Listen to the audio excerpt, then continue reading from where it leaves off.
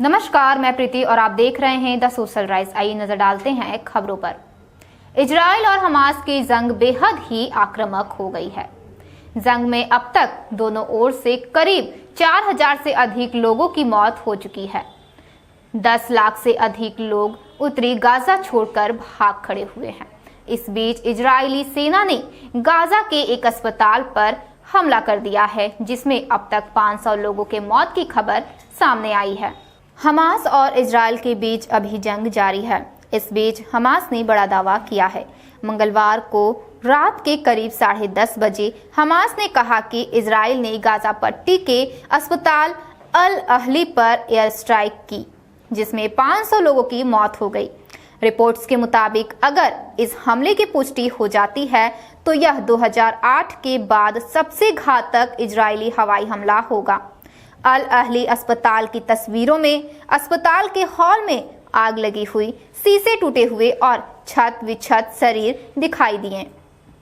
यह हवाई हमला मध्य गाजा के अल अहली अस्पताल पर हुआ है। इसे गाजा पट्टी का आखिरी क्रिश्चियन हॉस्पिटल बताया जा रहा है। गाजा स्वास्थ्य मंत्रालय का कहना है कि मंगलवार को इजरायली सेना ने अल अहली अरबी बाप्टिस्ट अस्पताल पर एयर स्ट्राइक किया। इस अस्पताल में बड़ी संख्या में घायल और अन्य फिलिस्तीनी शरण लिए हुए थे।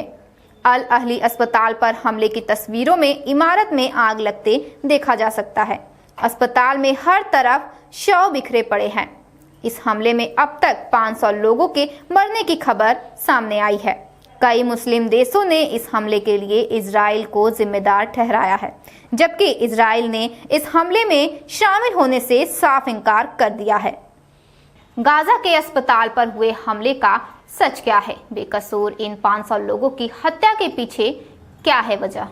इजराइल ने इस हमले के लिए फिलिस्तीन के इस्लामी जिहाद संगठन को जिम्मेदार बताया है।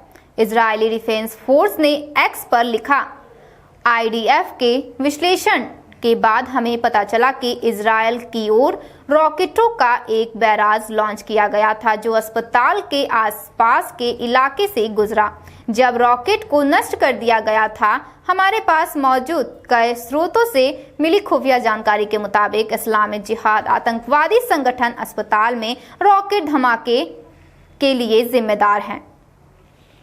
इजराइल के प्रधानमंत्री बेंजामिन नेतन्याहू ने कहा, पूरी दुनिया को पता होना चाहिए कि यह गाजा हमले में बर्बर आतंकवादी थे। उन्होंने गाजा में अस्पताल पर हमला किया था, न कि इजरायली डिफेंस फोर्स ने।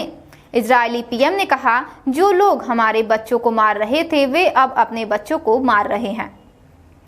इस पर डब्ल्यूएचओ ने क्या कहा, आइए बताते हैं।